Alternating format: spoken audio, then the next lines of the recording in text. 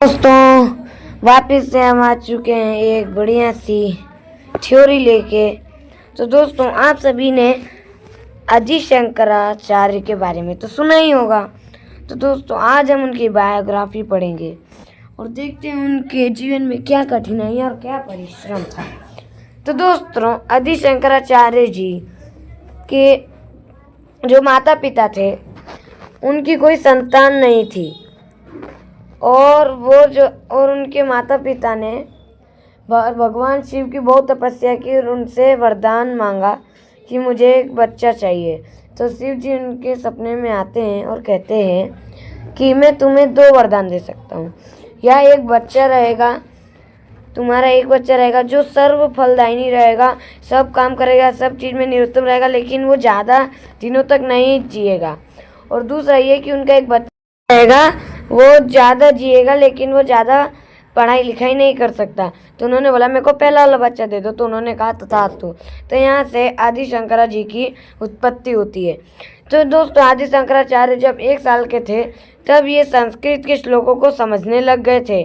और जब बच्चा बड़ा होता है 2-3 साल की उम्र में, तो बच्चा जब ढंग से माँ नहीं बोल पाता है तब ये अपने जगह की मलयालम लैंग्वेज बोलना सीख चुके थे। और ये सिर्फ 5 साल की उम्र में ये चले गए थे घर को छोड़कर गुरुकुल चले गए थे। और वहाँ पे उन्होंने 2 साल तक अपनी सारी परीक्षाएं पास कर ली थी। और फिर जब 7 साल के बाद उनके ऊपर एक सबसे बड़ी आपत्ति आ गई कि उनके पिता का देहांत हो गया। तो दोस्तों अब वो एक एकांत में बैठकर सोच रहे थे कि मेरा जीवन क्यों हुआ है। तो उन्होंने सोचा कि मेरे को हमेशा के लिए घर छोड़कर मेरे को एक योगी बनना है। तो वो अब कैसे कह सकते थे, क्योंकि उनकी माँ उनके पिता तो मर चुके थे। अब वो अगर चले जाते तो उनकी माँ की देखरेख कौन करता। तो इसी के बीच एक घुमाव आता है जो कि पूरे कहानी को बदल देता है। तो क्या था वो घुमाव, चलो देखते हैं। तो दोस्तों वो घुमाव ये था कि एक बार वो समुद्र में नहा रहे थे और उनकी मम्मी वहाँ पे कपड़े धो रही थी। तो एक मगरमच्छ आता है और उनको पाँव पकड़ के खींचने लगता है। तो फिर वो अपने चिल्लाते हैं कि मम्मी एक मगरमच्छ मेरे पाँव खींच रहा है, ये कर रहा है। तो फिर उनकी मम्मी चिल्लाती, मदद मांगती, लेकिन कोई नहीं आता है। फिर वो अपनी मम्मी को बोलते हैं कि मम्मी अब तो मैं मरने वाला हूँ, तो अब तो मेरे को कम से कम योगी बनने का वो दे दो। तो उन्होंने मम्मी ने बोला इसकी जाते हुए तथास्तु। और तभी ऐसे बोलते ही मगरमच्छ जो था वो उनके पाँव को छोड़कर गायब हो गया। और वो बच गए। उनकी माँ उन्हें पकड़कर रोने लगी, लेकिन जब उन्हें एहसास हुआ कि अरे मैंने तो इसको वो दे दिया है, इसे घर छोड़ के जाने योगी बनने का वो दे दिया है, तो उसे योगी बनने का वरदान दे दिया है कि अब वो जा सकता है। तो वो चिंता में पड़ गई, लेकिन उन्होंने कहा कि मम्मी मैं तुम्हारे दाह संस्कार में आऊँगा और जब भी तुम्हें ज़रूरत पड़ेगी मैं ज़रूर आऊँगा। तो यहाँ से शुरू होती है आदि शंकराचार्य की कहानी। तो पहला अध्याय है कि उन्हें ज्ञान की, पहला अध्याय तो आपने सुन ही लिया है। दूसरा अध्याय ये था कि जब वो उसके लिए निकले तो वो ज्ञान की खोज करते करते घूम रहे थे, तब तक उन्हें पता चला एक आदमी से कि एक गुरु हैं जो कि हिमालय के पर्वतों में रहते हैं और वो तुम्हें बहुत अच्छी शिक्षा दे सकते हैं। तो वो वहाँ जाते हैं, वहाँ से शिक्षा लेने के लिए। और तभी वो साधु जो थे वो तपस्या में विलीन थे। तो जो शंकराचार्य हैं वो जाते हैं और अपने बारे में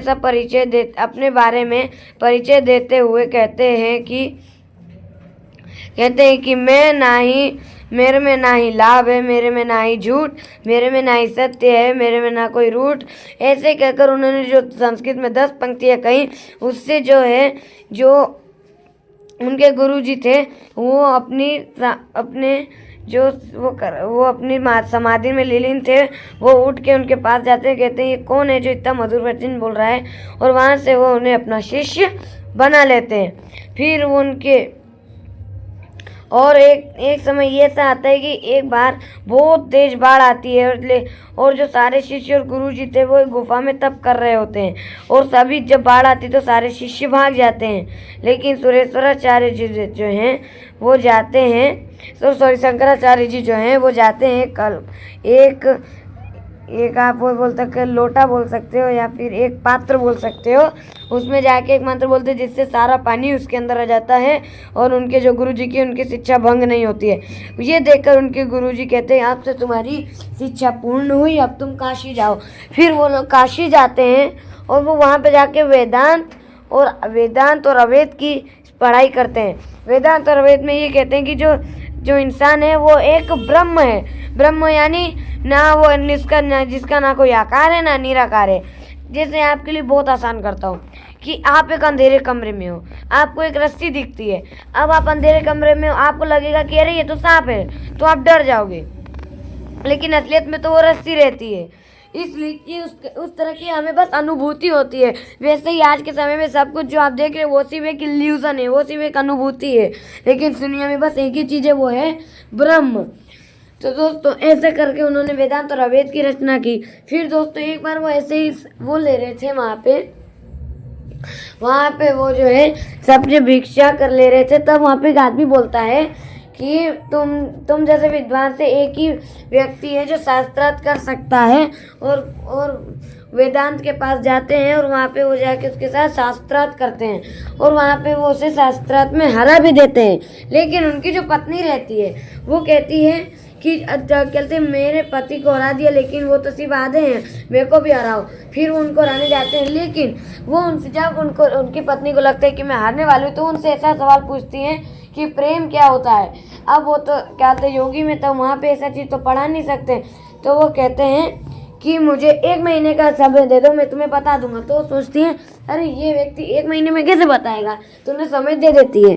फिर वो जाते हैं अपने शिष्यों से कहते हैं कि मेरे शरीर को तुम लोग एक सही जगह पे रख दो। फिर वो अपने शरीर का त्याग करके एक राजा के शरीर में चले जाते हैं और वो वहाँ जाके सारे प्रेम चीज जो उन्होंने बोला था वो सीख लेते हैं। लेकिन जो रानियाँ रहती हैं उन्हें शक होता है कि राजा थोड़ा बदला बदला लग रहा है, तो कहीं दूसरे ब्राह्मण ने उनके अंदर शरीर प्रवेश तो नहीं कर लिया है। तो उन्होंने कहा कि कहीं भी अगर तुम्हें कोई भी शरीर दिखे तो उसे जला दो।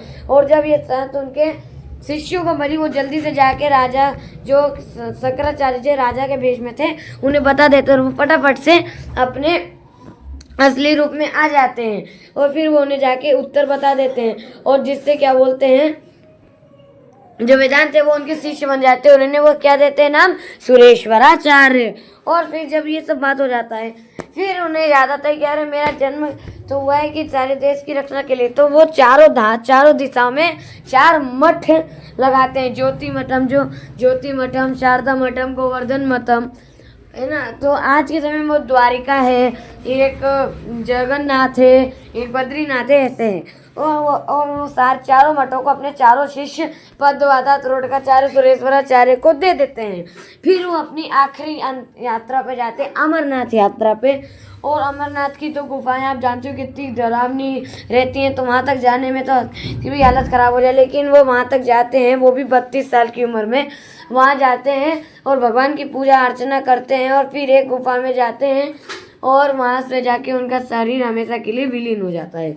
तो दोस्तों ये थी हमारी आदि शंकराचार्य जी की थ्योरी। अगर आपको वीडियो अच्छी लगी तो हमारे चैनल को लाइक और सब्सक्राइब जरूर कर लीजिएगा। चलो मिलते हैं इसी अन्य वीडियो के साथ में। तो जय हिंद, वंदे मातरम।